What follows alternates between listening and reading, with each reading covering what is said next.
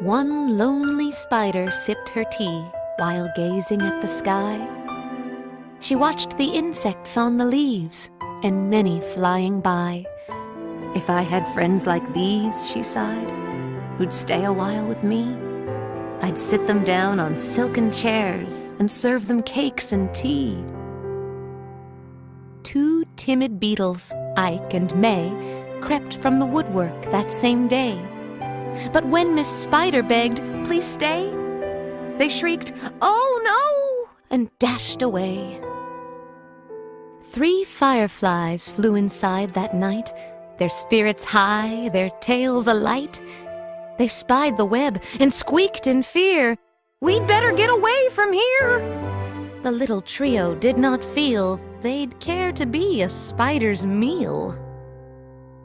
4 bumblebees buzzed by outside. "Please come to tea," Miss Spider cried. The 4 ignored her swaying there. She waved a tea towel in the air. She took a cup and tapped the glass. Then one bee spoke to her at last. "We would be fools to take our tea with anyone so spidery." Within the shadows of the room, just peeking from behind a broom, 5 grinning faces bobbed and peered. Miss Spider smiled, her heart was cheered. Descending for a closer look, she danced into the gloomy nook, but sadly found those jolly mugs belonged, alas, to rubber bugs. Some ants strode in, they numbered 6, but ants with spiders will not mix. She brewed them tea from hips of roses. The proud platoon turned up their noses. A fine bouquet concealed its prize of 7 dainty butterflies. Miss Spider, watching from the wall, was not aware of them at all. The tea table was set for 8, with saucers, cups, and silver plate. The cakes were fresh, the service gleamed, yet no one would arrive, it seemed. Her company, in no demand, left her a cup for every hand. 9 spotted moths kept safe and warm in shelter from a thunderstorm. They stood beneath an open sash and watched the jagged lightning flash. Miss Spider dropped down on a thread, a silver tray above her head. She'd hoped to please them, but instead, they flew away in mortal dread. "They've left me all alone," she cried. She dabbed her eyes and sadly sighed. "It's plain no bug will ever stay." Her tears splashed down upon the tray.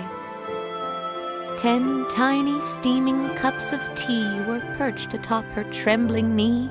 She sipped and sobbed, then heard a cough, and turned to see a small wet moth, a fragile thing so soaked by rain, his wings too damp to fly again.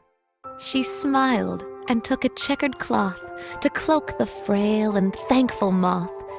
They talked and snacked on tea and pie until his tiny wings were dry. Then, lifting him with tender care, she tossed him gently in the air. The moth told Ike, then Ike told May, who went from bug to say, "There is no reason for alarm. She's never meant us any harm."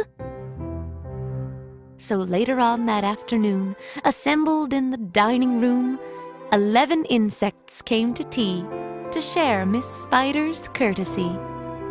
12 tender violets in a vase presented at Miss Spider's place.